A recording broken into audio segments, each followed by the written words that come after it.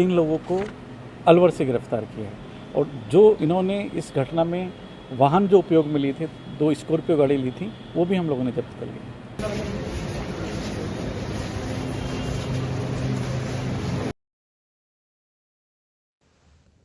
झुंझुनू में हथियारों की नोक पर हुई सनसनीखेज डकैती का पुलिस ने खुलासा करते हुए अंतरराज्यीय गिरोह के 6 बदमाशों को गिरफ्तार किया है। पुलिस जांच में सामने आया कि गिरोह का एक सदस्य पिछले 2 साल से झुंझुनू में कबाड़ी का काम कर रहा था। इसी दौरान उसने टारगेट मकान की रेकी की और 1 महीने तक साजिश रचने के बाद उत्तर प्रदेश से हथियार बंद साथियों को बुलाकर वारदात को अंजाम दिया। 21 जून की रात बदमाशों ने पिस्टल की नोक पर परिवार को बंधक बनाकर सोने चांदी के जेवर, नकदी, मोबाइल और बैंक दस्तावेज लूट लिए। मामले के खुलासे के लिए पुलिस ने 200 से ज्यादा सीसीटीवी फुटेज और तकनीकी साक्ष्यों की मदद से हरियाणा, दिल्ली और यूपी तक दबिश देकर सभी 6 आरोपियों को गिरफ्तार कर लिया। पुलिस ने वारदात में इस्तेमाल 2 स्कॉर्पियो गाड़ियां भी जब्त की हैं। मुख्य आरोपी जाहिद पर 16 से ज्यादा मुकदमे दर्ज हैं। फिलहाल पुलिस लूट का माल और हथियार बरामद करने में जुटी है। आप लोगों की नॉलेज में ऑलरेडी है, 21 जून की रात को मंडरेला रोड पे एक लूट की घटना हुई थी, जिसमें 4 लोगों द्वारा एक घर में घुसकर और लोगों को डरा धमका के और वहाँ से कुछ कैश और काफ़ी मात्रा में सोने चांदी के गहने भी वो लोग लूट कर लेकर गए थे। 21 तारीख को ये घटना हुई और उसके बाद हमारी सारी टीम एक्टिव हुई। मौके पे हमारी डॉग स्क्वाड भी गई, साइबर की टीम भी गई, एफएसएल को भी बुलाया और इसके लिए हमने कई विशेष टीमों का गठन किया। हमारे सीओ सिटी साहब, एसएचओ कोतवाली और इनकी पूरी टीम इस घटना को खोलने में लगी रही। लगभग हमारे 30 लोग उसी दिन से लगातार इसी घटना पे ही ओनली काम कर रहे थे। इन लोगों ने पिछले 10-12 दिन लगातार मेहनत की है और इस घटना का खुलासा करते हुए इसमें शामिल 6 लोगों को हमने अरेस्ट किया है। ये जो 6 लोग हैं, इसमें एक राशिद कुरैशी है जो ज़िला मेरठ का रहने वाला यूपी का, एक सत्तार है, ये बागपत यूपी का रहने वाला है, सरफराज है, ये भी मेरठ का रहने वाला है, जाहिद नाम का एक व्यक्ति है जो कि बागपत का रहने वाला है, एक राजीव उर्फ राजू खट्टा है, ये थाना चांदी नगर बागपत का रहने वाला है, और एक आरिफ जो कि हापुड़ का रहने वाला है।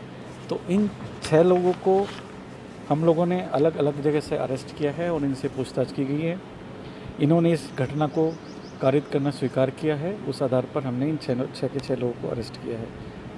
इस दौरान जो हमारी ये जो टीमें थीं, इन्होंने बहुत बड़ी संख्या में कैमरे देखे।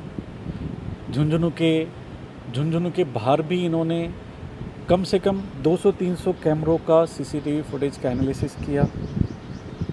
हिसार, चुरू, सीकर, हनुमानगढ़, जयपुर, नोएडा और वेस्टर्न यूपी का काफ़ी बड़ा पार्ट इन लोगों ने वहाँ पे मेहनत करके लगातार 10 दिन तक और इन लोगों को पकड़ने में सफलता प्राप्त की है। आगे भी इन लोगों से पूछताछ कर रहे हैं हम और इनसे डिटेल्ड इन्वेस्टिगेशन जारी है। इन्होंने किस तरह से प्लानिंग की, कहाँ पे माल को छुपाया है, कहाँ पे बेचा है, इसके बारे में डिटेल इन्वेस्टिगेशन चल रही है। मैं इनके बारे में बताना चाहूँगा, जो सरफराज और जाहिद हैं, ये बहुत ही हार्डकोर क्रिमिनल हैं वहाँ के। जाहिद के हमें अब तक 16 मुकदमे संज्ञान में होना आया है और ये 16 जो मुकदमे हैं इसी तरह की घटनाओं के, लूट के, चोरी के, डकैती के, इस टाइप का ये आदतन अपराधी है। और जो सरफराज है वो भी इस तरह का अपराधी है। इसमें जो आरिफ नाम का व्यक्ति हमने पकड़ा है, वो यहाँ पे पहले रहा है, कुछ कबाड़ी वगैरह का यहाँ पे काम करता था, तो उसने यहाँ की सारी चीज़ें, इन्फॉर्मेशन सारी इकट्ठा करके और जाहिद और सरफराज के साथ मिलकर प्लानिंग की और फिर 21 तारीख को इस घटना को इन्होंने इल्ज़ाम दिया। देखिए, जो आरिफ है वो यहाँ पे काफ़ी दिन से रह रहा था, यहाँ पे कबाड़ी का काम करता था, कुछ पुराने मोबाइल खरीदने बेचने का काम करता था, तो उसको यहाँ पे की पूरी जानकारी थी।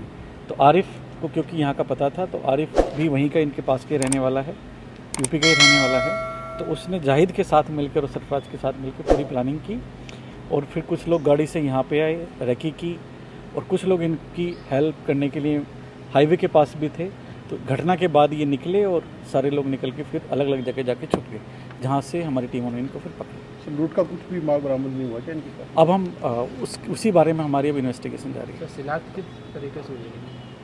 देखिए, मैं वही कह रहा हूँ, हमने बहुत बड़ी संख्या में यहाँ पे कैमरे देखे, शहर में भी, शहर के बाहर भी।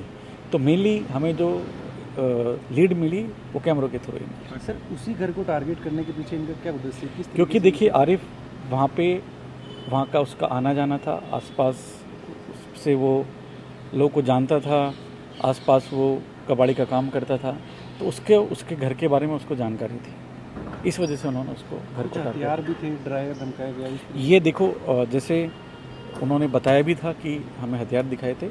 अब इस संबंध में हम इनसे भी डिटेल में पूछताछ करेंगे। फिर क्या मैसेज युवाओं को रहेगा कि इस तरीके की घटनाएं अगर करेंगे तो जुर्माना? देखिए कोई भी अपराधी कोई भी घटना करके बच नहीं सकता है। हो सकता है उसको टाइम लगे, लेकिन पुलिस और जो हमारी सारी टीमें हैं वो मेहनत करके किसी भी तरह का अपराधी उसको जरूर पकड़ लेते हैं।